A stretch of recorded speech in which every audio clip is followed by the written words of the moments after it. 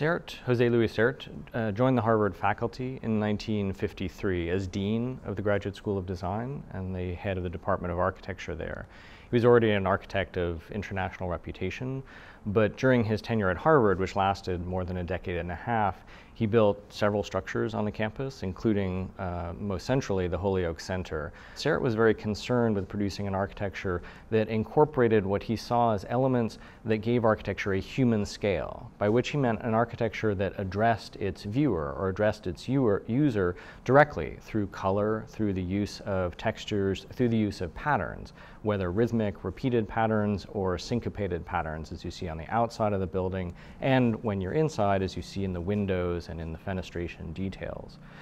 In the individual rooms within Holyoke Center, Sert would also have been very concerned to have a sense of humanity or a sense of human scale that could be provided by things like the Rothko murals, by installations of works of art that would provide a particular kind of supplement. The Holyoke Center was pivotal in this larger project of rethinking the campus, not only because of its position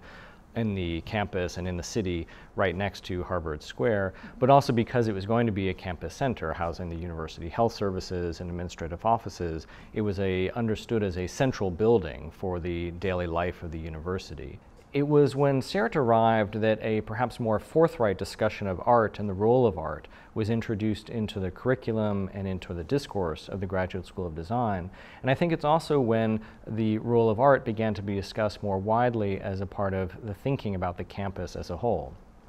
So during those periods in the 1950s and 60s, not only are there new works of art commissioned, such as the Rothko murals in the Holyoke Center, but art itself and its role in the undergraduate curriculum was rethought and reconsidered. This culminated most famously in the construction of the Carpenter Center as the building to house the Visual Environmental Studies Department, itself a new department that Sert himself was a strong advocate for.